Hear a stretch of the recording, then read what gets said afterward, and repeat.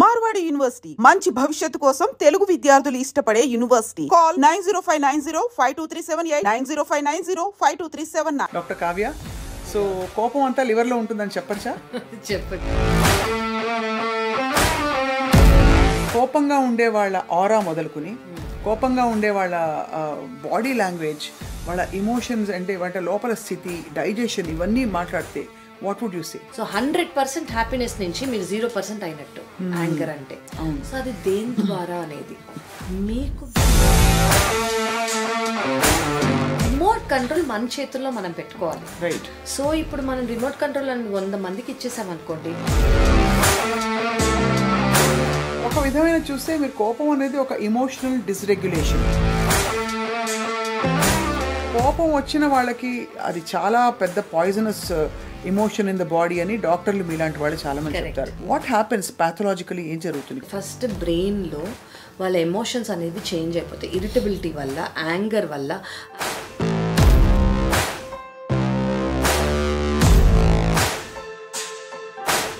I'm talking but proper unknown triggers ఉంటాయి. అవును. అంటే ఒక చాలా చిన్న విషయం ఒకళ్ళకి అన్బిలీవబుల్ కోపం తెప్పించే అవకాశం ఉంది. మీరు ఇప్పుడు కావ్య ఎందుకు పలకరించలేదు అన్న మాటకే చూస్తున్నారు, మీకు అంతే తెలుసు. కానీ వాటికి వాళ్ళు రియాక్షన్ ఇవ్వలేకపోయారు. ఎందుకు? ఫస్ట్ టైమే మీరేం చెప్పుకోలేదు కాబట్టి. సో అది ఫస్ట్ టైమే చెప్పుకుంటే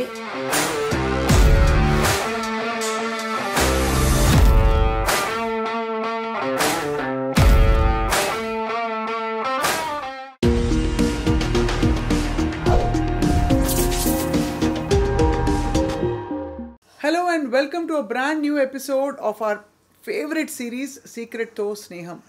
జీవితంలో జరిగే ప్రతి విషయానికి, వ్యక్తిలో ఉండే ప్రతి లక్షణానికి వెనక ఒక సీక్రెట్ ఉంటుంది. అది క్రాక్ చేసే ప్రయత్నం చేస్తూ ఉంటే జీవితం ఒక ఆనందకరమైన ఎక్స్పీరియన్స్గా మారడమే కాకుండా మనకి, ఇతరులకు కూడా ఒక చక్కటి జీవితానికి చాలా ఉపయోగపడుతుంది.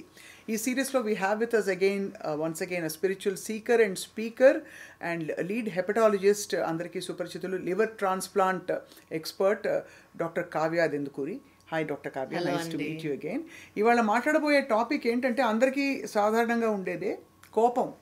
అసలు కోపం మూలాలు ఏమిటి, కోపం ఎంతవరకు యాక్సెప్టబుల్, మన కోపం ఏమిటి, అవతల వాళ్ళ కోపం ఏంటి, తన కోపమే తన శత్రువు అంటారు కదా, నిజంగా అంత శత్రువా, కొంత కోపం అవసరమా, దీని గురించి మాట్లాడదాం. డాక్టర్ కావ్య, సో కోపం అంతా లివర్లో ఉంటుందని చెప్పచ్చా? చెప్పచ్చు. యాక్చువల్లీ ఉండకూడదు అని చెప్పచ్చు. ఉంటుందా లేదా కన్నా ఉండకూడదు అని చెప్పచ్చు. బట్ మీరు అన్నట్టండి, it is a very important. ఎందుకు అంటే చాలా రిలేషన్షిప్స్ కానివ్వండి, ఫస్ట్ మనలో మనం ఆ కోపం పెట్టుకొని బిఫోర్ పుట్టింగ్ ఇట్ అవుట్ మనమే చాలా హార్మ్ చేసుకుంటున్నాము. సో ఆ కోపం అనేది అడ్రస్ చేయడం చాలా ఇంపార్టెంట్. అవును. కోపానికి ఫస్ట్ మనం ఎసోటెరిక్ అండ్ మనకి కనిపించని కొన్ని లక్షణాల గురించి మాట్లాడదాం. కోపంగా ఉండే వాళ్ళ ఆరా మొదలుకుని కోపంగా ఉండే వాళ్ళ బాడీ లాంగ్వేజ్, వాళ్ళ ఎమోషన్స్ అంటే వాళ్ళ లోపల స్థితి, డైజెషన్ ఇవన్నీ మాట్లాడితే what would you say? Actually this is so important అండి. మనం ఫస్ట్ మొన్న వి ఎండెడ్ ఆ topic with law of vibration కదా. ఆ వైబ్రేషన్ స్కేల్లో యాంగర్ అనేది లోయెస్ట్. అమ్మో. సో ఆ యాంగర్ అనేది లోయెస్ట్ అయినప్పుడు, సో లోయెస్ట్ వైబ్రేషన్ ఉన్నప్పుడు అసలు అంటే ఇప్పుడు ఏదైనా సెలబ్రేషన్ జరుగుతుంది, మీ ఓన్ బర్త్డేకే అందరు మిమ్మల్ని వచ్చి విష్ చేస్తున్నారు, ఎవ్రీవన్ ఈస్ హ్యాపీ, నువ్వు బాగున్నావు ఉంటావు, ఓ యూఆర్ వండర్ఫుల్, నీ హెల్త్ బాగుంది, నీ ప్రొఫెషన్ బాగుంది, అంత బాగుందన్న వైబ్రేషన్ ఎలా ఉంది? Extremely high. ఆర్ మీరు అనుకున్నది డ్రీమ్ ఫుల్ఫిల్ అయింది. సో ఆ వైబ్రేషన్ అనేది చాలా బ్యూటిఫుల్గా ఉంది. ఇమాజిన్ దానికి ఆపోజిట్ వైబ్రేషన్ మీ లైఫ్లో వస్తే అంటే ఏంటి? అది లో వైబ్రేషన్. సో 100% హ్యాపీనెస్ నుంచి మీరు 0% అయినట్టు యాంగర్ అంటే. సో అది దేని ద్వారా అనేది మీకు మీరు ఇచ్చుకున్న రియాక్షన్ ఒక సిచ్యువేషన్కి.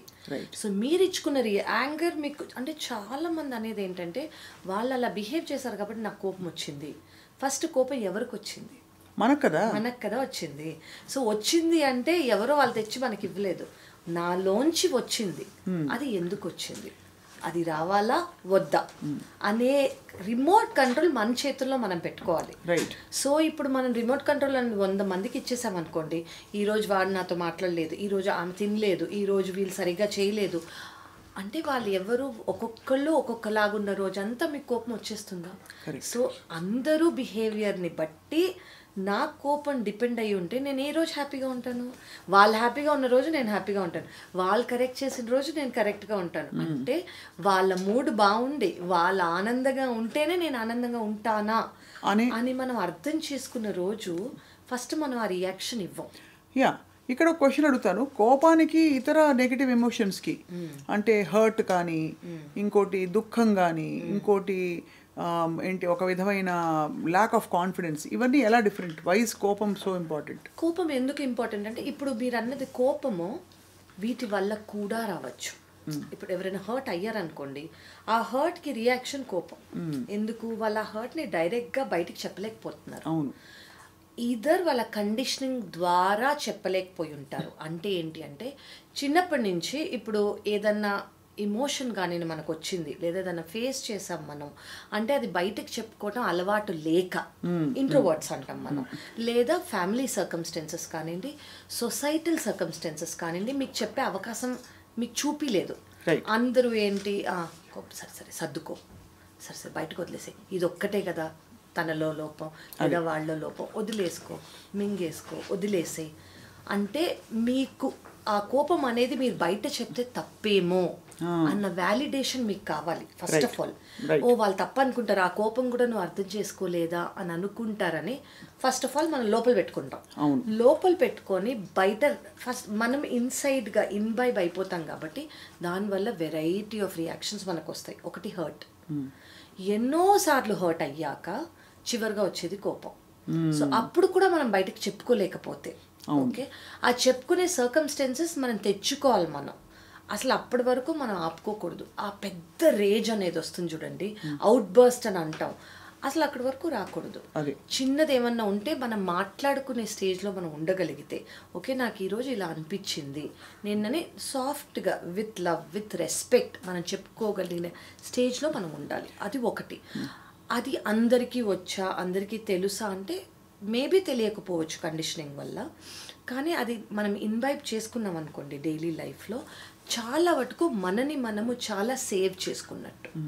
సో ఎందుకు అంటే ఇప్పుడు సరే ఒక్కసారి ఈ ఒక్క సిచ్యువేషన్ పక్కన మంది ఉన్న ఇప్పుడు ఇన్ పబ్లిక్ అయింది అనుకోండి, అందరి ముందు ఎందుకు అంటాం, ఒకరు వాళ్ళు ఆల్రెడీ అన్నారు నువ్వు కూడా ఎందుకు అనటము అది మనం మనసులో పెట్టేసుకుంటాం. ఇంకోసారి సిబ్లింగే కదా ఎందుకంటాం, ఇంకోసారి ఆఫీసే కదా, ఇంకోసారి పార్ట్నరే కదా, అలా చాలా ఉంటాయి. రైట్. ఆ చాలా రీజన్స్ మనం చెప్పుకునే ఓకే అప్పటికప్పుడు రియాక్ట్ అయిపోయినా దాన్ని మనం అడ్రస్ చేయాలి.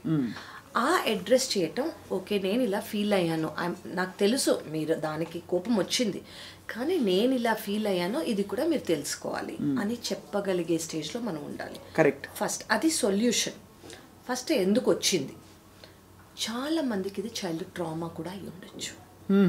చైల్డ్హుడ్ ట్రామా అంటే ఏంటంటే బేసిక్లీ నెగ్లెక్ట్ అంటాం, అంటే ఒక సిట్యువేషన్ని సరిగ్గా వాళ్ళకి అటెన్షన్ ఇవ్వకపోవటం. సో నెగ్లెక్ట్ చేసిన వాళ్ళు అంటే అది ఎమోషనల్ నెగ్లెక్ట్ అవ్వచ్చు, ఫిజికల్ నెగ్లెక్ట్ అవ్వచ్చు, మెంటల్ నెగ్లెక్ట్ అవ్వచ్చు, హెల్త్ నెగ్లెక్ట్ అవ్వచ్చు, అలా చాలా ఉన్నాయి. సో ఏంటి అని చిన్నప్పుడు అనుకోండి, ఇప్పుడు ఒక సిట్యువేషన్లో మిమ్మల్ని ఎవరైనా పొగడాలి, మీరు దాన్ని ఆశించారు కానీ పొగడలేదు, అప్రిసియేషన్ వాలిడేషన్ రాలేదు. సో మనం రేపు పొద్దున అలాగే ఒక సైకిల్ లాగా ఫామ్ అయిపోయింది. ఓకే నాకు ఈ ఒక్కసారి పొగడుంటే బాగుండేది, అది పేరెంట్స్ కానివ్వండి, సిబ్లింగ్స్ కానివ్వండి, సొసైటీ కానివ్వండి, స్కూల్ కానివ్వండి, కాలేజ్ కానివ్వండి. ఆ తర్వాత వాళ్ళు వాళ్ళ లవర్ దగ్గర నుంచో వాళ్ళ బాయ్ ఫ్రెండ్ గర్ల్ ఫ్రెండ్ దగ్గర నుంచో చూసుకుంటారు. వాళ్ళు మామూలుగానే క్యాజువల్గా ఏదో పనులు పెట్టి మర్చిపోయి ఉంటారు పొగట్టం, కానీ వాళ్ళకి అది చాలా బిగ్ థింగ్ అనమాట. సో నువ్వెలా నన్ను పొగడకుండా ఉంటావు, సో వాళ్ళు దాంతో హ్యాంగ్ ఆన్ అయి ఉంటారు. అలా ప్రతి ఒక్క ప్యాటర్న్ అనేది వాళ్ళకి తెలుస్తూ ఉంటుంది అనమాట. ఓకే వీళ్ళని పొగలేరు, ఆ వ్యాలిడేషన్ అనేది వాళ్ళకి కావాలి. ఎందుకు కావాలి ఆ వ్యాలిడేషన్? చిన్నప్పుడు వాళ్ళకి దక్కలేదు కాబట్టి, చిన్నప్పుడు ఏ సిచ్యువేషన్లో వాళ్ళకి దక్కలేదు. ఫర్ ఎగ్జాంపుల్ చాలామందికి కంపారిజన్ ఆఫ్ లుక్స్ ఉంటాయి, కంపారిజన్ ఆఫ్ అంటే సిబ్లింగ్స్తో కానివ్వండి, కజిన్స్తో కానివ్వండి, స్కూల్ వాళ్ళతో కానివ్వండి, నువ్వు వాళ్ళకన్నా తక్కువ చదివావనో, నీకు వాళ్ళకన్నా తక్కువ ర్యాంక్ వచ్చిందనో, నీకెందుకు ఫస్ట్ ప్రైజ్ రాలేదనో, వాట్ ఎవర్ ఇట్ ఈస్, అది లుక్స్ గురించి కానివ్వండి, ఎడ్యుకేషన్ కానివ్వండి, ఒక ఎసెట్ గురించి, సరిగ్గా పాడేవనో, సరిగ్గా డ్యాన్స్ చేయలేదనో, వాట్ ఎవర్ ఇట్ ఈస్. అంటే ఇన్వాలిడేషన్ ఒకటి, severe invalidation and severe neglect. అలాగే హెల్త్ నెగ్లెక్ట్ కూడా అవ్వచ్చు. చిన్నప్పుడు ఏదైనా అయితే పట్టించుకోకుండా, ఇప్పుడు ఒక పెద్ద దెబ్బే తగిలింది, అది సర్లే అని అన్నప్పుడు వాళ్ళు యాక్చువల్లీ వాళ్ళకు ఒక అటెన్షన్ కావాలి, ఒక వార్మ్త్ కావాలి, ఒక లవ్ కావాలి. సో అన్మెట్ నీడ్స్ ముఖ్యంగా ఫార్మేటివ్ స్టేజ్లో emotional needs. Correct. And especial exactly form అయ్యే స్టేజ్లో ఆ ఎమోషనల్ నీడ్స్ అనేవి కంప్లీట్గా ఒక మనిషికి దొరికాయి అనుకోండి, పెద్దయ్యాక వాళ్ళు వేరే వాళ్ళ మీద డిపెండ్ అవ్వరు. అవి కావాలని డిపెండ్ అవ్వనప్పుడు, ఆ వ్యాలిడేషన్ అవసరం లేనప్పుడు అసలు రియాక్షన్ అనేది రాదు. మీరు ఏమన్నా నేను పట్టించుకోను, ఎందుకంటే నా లోపల నేను బిలీవ్ చేస్తున్నాను నాకు ఇవన్నీ ఉన్నాయని. సో దానికి మనకు కోపం రాదు. మీరు అన్నారా అది అంటే ఇప్పుడు ఇంకోటి చెప్తానండి. చిన్నప్పుడు ఎవరన్నా బేబీస్ కానివ్వండి, ఎవరన్నా బాత్రూమ్ వెళ్ళారు, మనం ఏమంటాం, అయ్యయ్యో చిన్న బేబీ అని మనం పక్కకి వెళ్ళి క్లీన్ చేసి ఇచ్చేస్తాం. అదే పెద్దవాళ్ళు చేస్తే we will not think how can you do it, ఎలా చేస్తారు మీరు అని అంటాం. అంటే మనని మనం క్లీన్ చేసుకోవాలని అర్థం. ఓకే, మనని క్లెన్స్ చేసుకొని హీల్ చేసుకునేలాగా ప్రతిదీ పెద్దయ్యాక కూడా చేయకూడదు, చిన్నప్పుడే మనం దాన్ని అడ్రస్ చేయగలిగితే. సో ఒక విధమైన చూస్తే మీరు కోపం అనేది ఒక ఎమోషనల్ డిస్రెగ్యులేషన్ 100%. అది. అండ్ మామూలుగా కొంతమంది అంటే కొన్ని క్లస్టర్ బి పర్సనాలిటీ టైప్స్ అని ఏవైతే చెప్తారో అలా ఫామ్ అయిపోయిన వాళ్ళు ఇప్పుడు సైకాలజీ పరిధిలో బహుశా వాళ్ళకి ముద్రలు వేస్తారు, వీళ్ళు narcissist. But actually if you see వాటి మూలం ఏమిటి, చిన్నప్పుడు ఏదో వాళ్ళకి జరగని ట్రామా కానివ్వండి, నెగ్లెక్ట్ కానివ్వండి, వ్యాలిడేషన్ లేకపోవటం కానివ్వండి, దక్కది ప్రేమ కానివ్వండి, ఏదో ఒకటి సంథింగ్ వాళ్ళకి చాలా కావాలి అని వాళ్ళకి అసలు ఎలా తెలుసు, ఎవరికో దొరుకుంటుంది. ఆ కంపారిజన్ కానివ్వండి, ఇవన్నీ ఒక అన్మెట్ నీడ్స్ ఫ్యూచర్లో వాళ్ళని వాళ్ళు షీల్డ్ చేసేసుకోవడానికి, వాళ్ళు ఒక స్టఫ్ పర్సనాలిటీలా కనిపించి అలాగే వాళ్ళ పార్ట్నర్తోనో, వాళ్ళ సిబ్లింగ్తోనో, వాళ్ళ ప్రొఫెషనల్ లైఫ్లోనూ ఉంటారు. ఉన్నప్పుడు ఏమవుతుందంటే దానివల్ల వాళ్ళు చాలా రఫ్గా, వాళ్ళకి తెలీదు, వాళ్ళు ఫేస్ చేసిన చిన్నప్పుడు ట్రామా నుంచి ఒకసారి ట్రామా, ఇంకోసారి ట్రామా, అలా వాళ్ళు ఫేస్ చేసిన హర్ట్ నుంచి మళ్ళీ హర్ట్ అవ్వకూడదు అని ఉండడానికి వాళ్ళు ఒక షీల్డ్ వేసేసుకుంటారు. ఈ షీల్డ్ ఇంకెవరిని పెనిట్రేట్ అవ్వనివ్వరు. ఇలా పెనిట్రేట్ అవ్వనినప్పుడు దే మైట్ బి కోల్డ్ లాగా, ఎమోషన్స్ లేనట్టు, వార్మ్త్ లేనట్టు, ప్రేమ లేనట్టు. సో మనకి రుచి తెలియదు, ఇంకోళ్ళకి ఏం చెప్తాం. ఎగ్జాక్ట్లీ. సో వాళ్ళకి అది తెలియదు కాబట్టి వాళ్ళు చూపిలేరు, వాళ్ళకి అది తెలియదు కాబట్టి వాళ్ళకి అసలు ఎలా ఇవ్వాలో కూడా తెలియదు. సో అది తెలియనప్పుడు it is very difficult for them. అలా అని మనము we have to feel bad.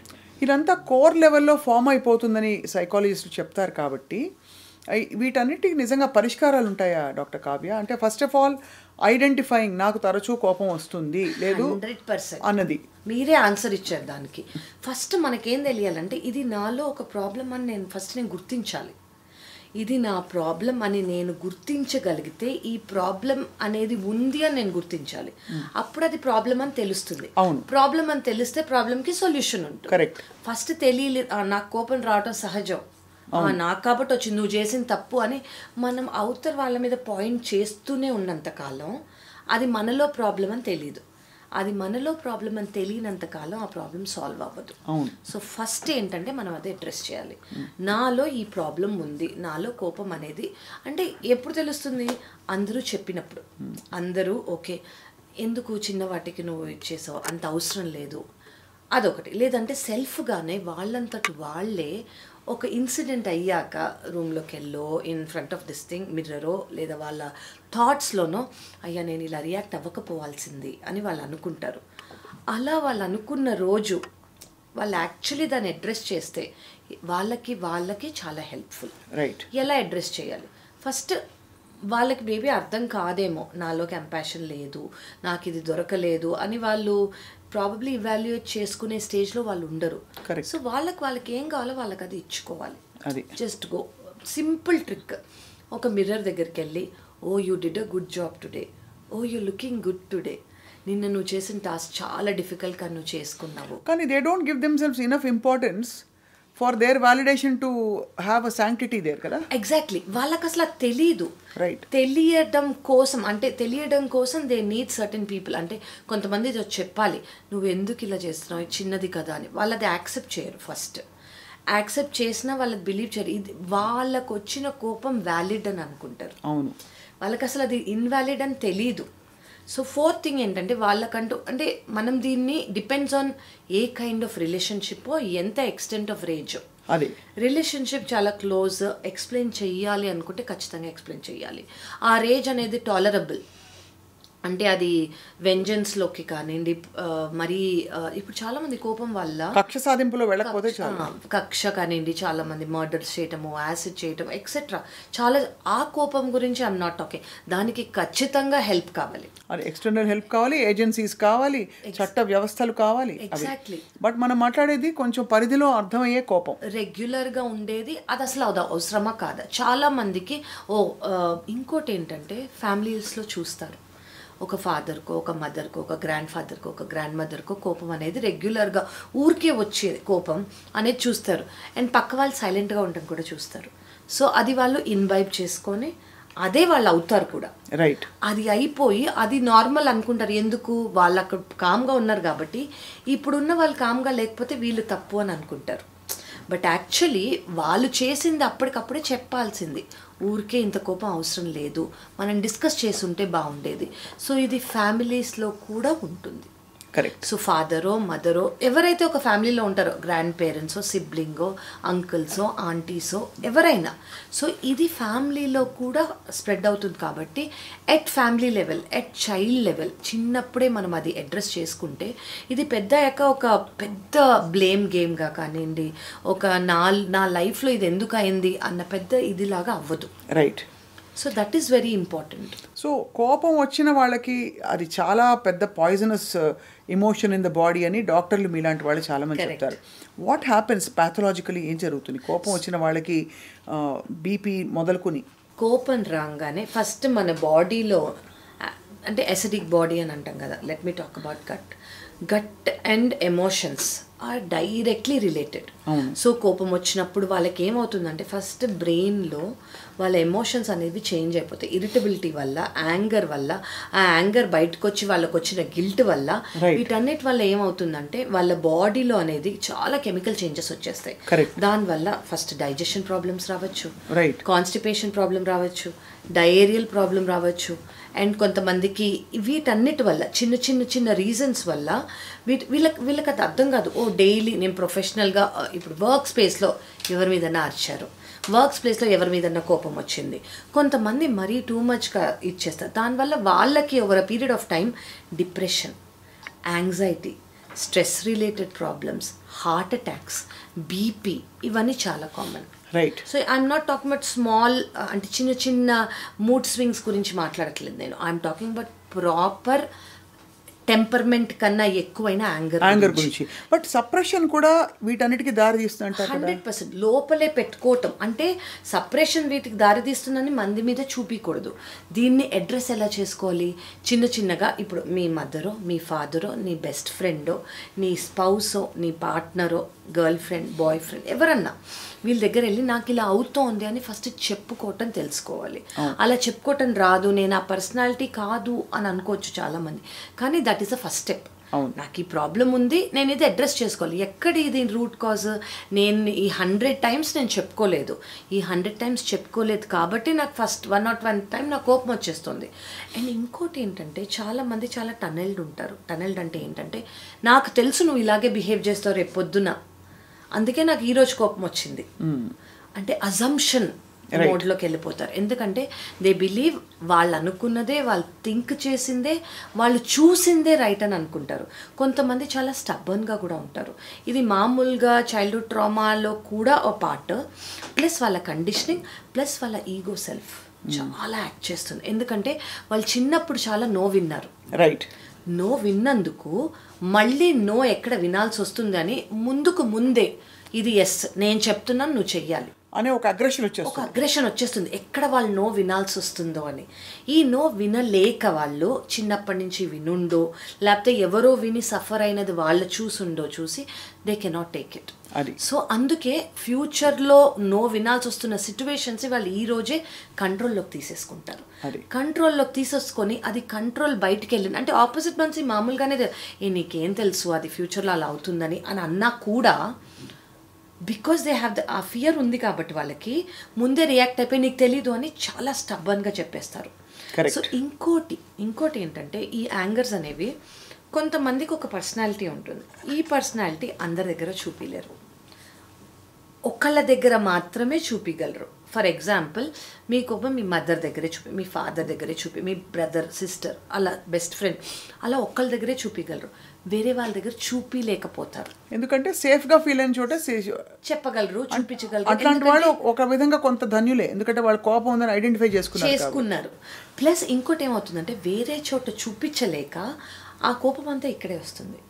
అసలు అవసరం లేని చోట కొంతమంది అసలు ఎందుకు సడన్గా వీళ్ళు నా మీద ఇచ్చేస్తున్నారు, దెన్ ఓకే వాళ్ళు అక్కడ చూపించలేరు కాబట్టి వాళ్ళు ఇలా ఉన్నారు కాబట్టి నా మీద ఉంటుంది అని వాళ్ళు ఇంత ఎక్స్ప్రెస్ చేసుకొని ఐడెంటిఫై చేసుకోగలగాలి.